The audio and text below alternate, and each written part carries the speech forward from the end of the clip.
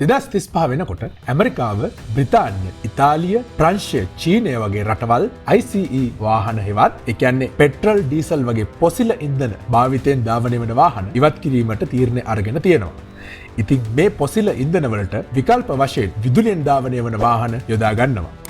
මේ විදිහට බස් වල ධාවනයටත් විදුලි බලය යොදා ගන්නවත් දැක ගන්න පුළුවන්. ඒ වෙනුවෙන් විවිධ ක්‍රමවේදත් භාවිතයට ගන්නවා.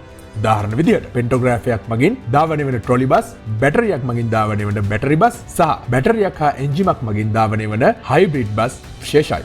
හැබැයි මේ අපි කතා කරපු හැම ක්‍රමයකම කුමක් හෝ අඩුපාඩුවක් තියෙනවා කියලා නම් කියන්න ඕනේ.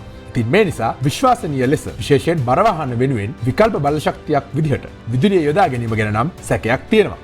හැබැයි ඒ හැම ගැටලුවකටම විසඳුම් සපයමින් පොසිල ඉන්ධන සම්පූර්ණයෙන්ම බැහැර කරන්න පුළුවන් අපූර්ව තාක්ෂණයක් ටොයෝටා සමාගම විසින් භාවිතයට ගන්නවා. ඉතින් අද දවසේ සංවාදය තුලින් අපි කතා කරන්න බලාපොරොත්තු වෙන්නේ අන්න ඒ ගැන. රැඳී සිටින්න කියලා ආරාධනය කරනවා දවසේ සංවාදය අවසාන වනතෙක්. මෑතක ඉඳලා සමාජ මාධ්‍යවල සංසරණය වෙන පෝස්ට් එකක් නිසා තමයි අපි මේ ගැන කතා කරන්න හිතුවේ. ඔව්, අද අපි කතා කරන්න බලාපොරොත්තු වෙන්නේ හයිඩ්‍රජන් සෙල් බස් හා එම තාක්ෂණය යොදා ගන්න ටොයෝටා සමාගමේ සෝරා බස් රථය ගැන. මුලින්ම අපි යමු හයිඩ්‍රජන් ඉන්ධන ප්‍රභේදයක් ලෙස යොදාගන්නේ කොහොමද කියන කාරණේ ගැන කතා කරන්න. මෙම තාක්ෂණය හඳුන්වන්නේ හයිඩ්‍රජන් සෙල් තාක්ෂණය කියලා. මේ සඳහා යොදාගන්නේ හයිඩ්‍රජන් බැටරියක්. හැබැයි මේ බැටරිය සාම්ප්‍රදායිකව අපි දකින කාබන්, ලිතියම් අයන් බැටරි වගේ විද්‍යුතය ගබඩා කරන බැටරියක් නම් නෙවෙයි. ඉන් සිදුවන්නේ බලශක්ති උත්පාදනයක්, හරියටම විදුලි ජනක යන්ත්‍රයක් වගේ. ඉතින් මේ වගේ වාහන ජංගම විදුලි බලාගාර කිව්වොත් නිවැරදි. අපි මුලින්ම යමු මේ බැටරියේ සහ මේ බස් රථවල ඉතිහාසය ගැන ටිකක් කතා කරන්න. ප්‍රථම වරට හයිඩ්‍රජන් බැටරියක් සොයාගත්තේ විනිසුරුවරයෙකු මෙන්ම විද්‍යාඥයෙකුද වූ ශ්‍රීමත් විලියම් රොබර්ට් ග්‍රෝව් විසින්. ඒ 1842 තරම් ඈත කාලයක. ඒ වගේම මේ බැටරිය වාහන වලට යොදාගෙන තියෙන්නේ 1966 දී ජෙනරල් මොටර්ස් සමාගම විසින්. කොහොම වුණත් 20 වන සියවසේ අගභාගය වෙන විට විවිධ වාහන සමාගම් මෙම හයිඩ්‍රජන් බැටරිය වාණිජමය වශයෙන් වාහන වලට යොදාගත හැකි ආකාරය පිළිබඳව කල්පනා කරනවා.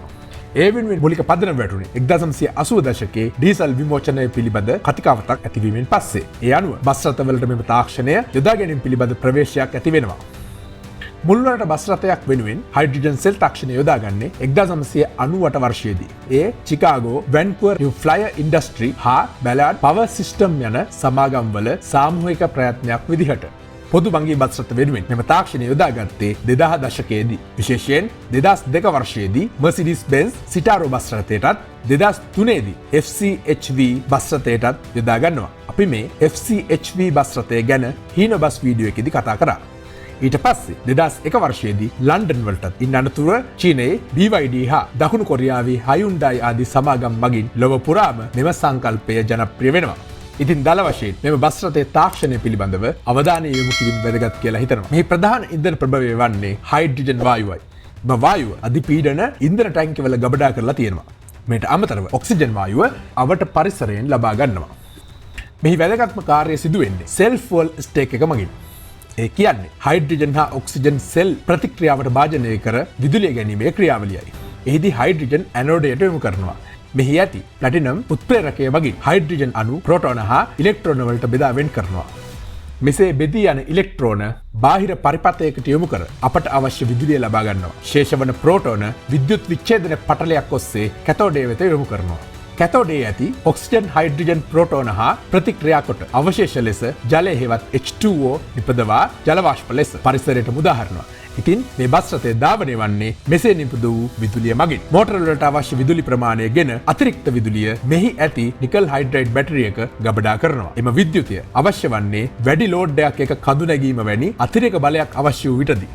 හැබැයි මේක මේ කියන තරම් ලේසි ක්‍රමයක් නම් නෙවෙයි. ඉතින් මේ බස් රථ වලින් පිටවන්නේ පිරිසිදු ජලය නිසා පරිසර හිතකාමී වාහනයක් විදිහටත් හඳුන්වන්න පුළුවන්. විදුලි උත්පාදනයෙන් පස්සේ අතුරු ඵලයක් විදිහට ජලය පිට වෙනවා වගේම බස් රථයට අවශ්‍ය වන ඉන්ධන ප්‍රභවය වන හයිඩ්‍රජන් නිෂ්පාදනයද ලස්සන කතාවක්. සාමාන්‍යයෙන් හයිඩ්‍රජන් වායුව ප්‍රධාන වර්ග තුනකට බෙදන්න පුළුවන්. ඒ හරිත හයිඩ්‍රජන්, නිල් හයිඩ්‍රජන් හා අලු හයිඩ්‍රජන් වශයෙන්. මේ අතරින් පුනර්ජනනීය හයිඩ්‍රජන් වායුව වන්නේ හරිත හයිඩ්‍රජන් වායුවයි. ඒ කියන්නේ නැවත නැවත නිෂ්පාදනය කළ හැකි යන අර්ථය එහි ගැබ්වී තියෙනවා.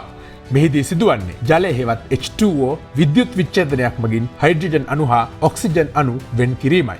විදුලිය නිපදවීමෙන් පස්සේ නැවත ජලය බවට හැරෙන බව අපි කලින් කිව්වා. ඉතින් මේ ක්‍රමය ගොඩක් ඉදිරියේදී ලාභදායී වෙන්න පුළුවන්. ඒ වගේම ලංකාව වගේ ජලයෙන් ආඩ්‍ය රටවලට ඉදිරි අනාගතය ඉතා සුබ වෙන්නත් පුළුවන්.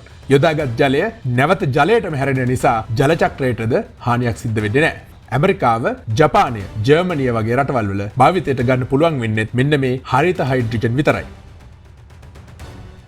අපි දැන් කතා කරමු Toyota Sora බස් රථය ගැන. මෙහි Sora යන්නෙහි අර්ථය අහස, ජලය, ගඟ, මුහුද යන අර්ථය ගැබ්වී තියෙනවා. ඒ වගේම ජල චක්‍රයද මින් නිරූපණය කරනවා.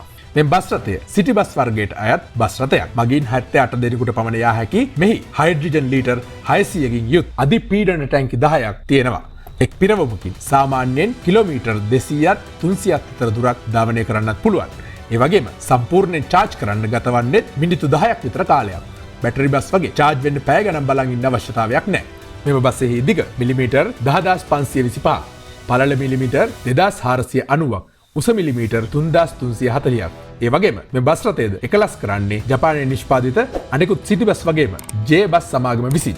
අනෙක් කාරණය තමයි මේ බස් රථයට එන්ජිමක් නැහැ කියන කාරණය. ඒ වෙනුවට තියෙන්නේ ෆුවල් සෙල් එකක්. එමගින් තමයි අපි අර කලින් කියපු රසායනික ක්‍රියාවලිය සිදුවන්නේ. ඒ වගේම ධාවනය කිරීමට අවශ්‍ය කිලෝවෝල්ට් 114කින් යුත් AC මෝටර් දෙකකින්ද බල ගැන්වෙනවා.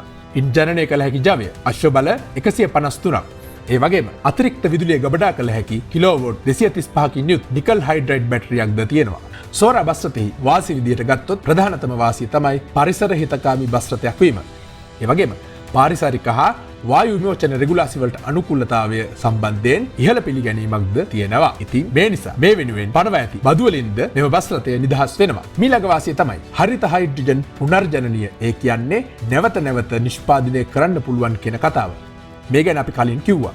පොසිල ඉන්ධන ගත්තොත් ඒවා නිෂ්පාදනය වෙලා තියෙන්නේ මීට අවුරුදු මිලියන ගානකට කලින් හිටපු සත්ව හා ශාක අවශේෂ කොටස් දිරා යාමට ලක්වීමෙන්. ඉතින් මේ සංචිත දිනෙන් දින ෂේ වෙනවා කියන කතාව අමුතුවෙන් කියන්න ඕනේ නැහනේ. අනිත් කාරණා තමයි ට්‍රොලි බස් වගේ විදුලිය පිටතින් ලබා දීමටත් බැටරි බස් වගේ පිටතින් බැටරිය ආරෝපණය කිරීමටත් අවශ්‍ය නොවීම. ඒ වෙනුවට බස් රථය තුලම විදුලිය ජනනය කරන්න පුළුවන්. පිටතින් ගත යුත්තේ හයිඩ්‍රජන් වායුව පමණයි. එයද ෂණිකව පිරවීමේ හැකියාවක් තියෙනවා. එහෙත් මේ බස් රථවල යම් ගැටලුවක් තියෙනවා.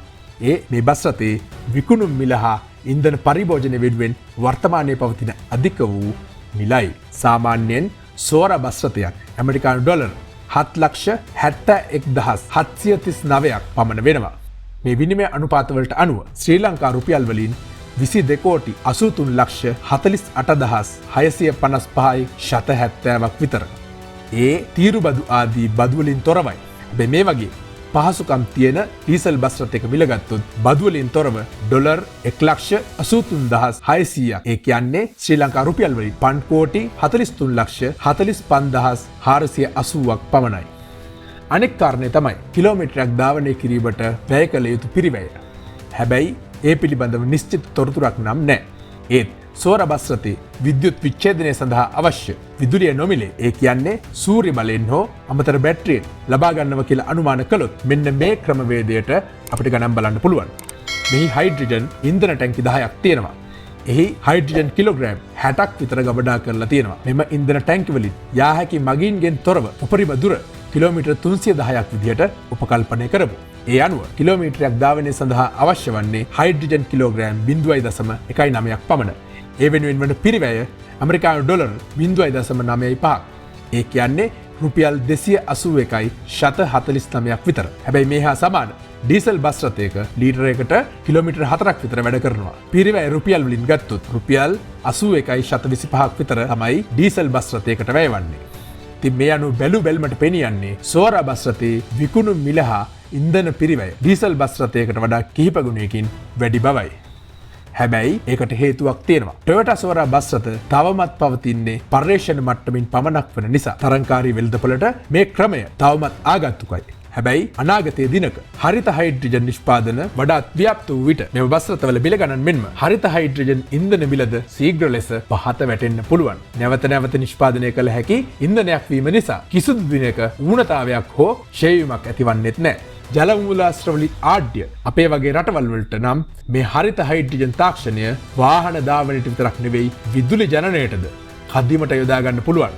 අවශ්‍ය වෙන්නේ මේ සඳහා යෙදිය යුතු මූලික පිරිවැයද සමග තාක්ෂණික මෙවලම් හා තාක්ෂණික ඥානයයි. මිට අමතරව මේ වෙනුවෙන් උනන්දුවක්ද තියෙන්න ඕන. ඉතින් අනාගතයේ දිනක අපේ වගේ රටවලට පරිසර හිතකාමී මෙවැනි ප්‍රවාහන සේවයක් දක්නට ලැබේවායි යන ප්‍රාර්ථනයද සමග අදට අපේ දවසේ සංවාදය හමාර කරනවා. ස්තුතියි.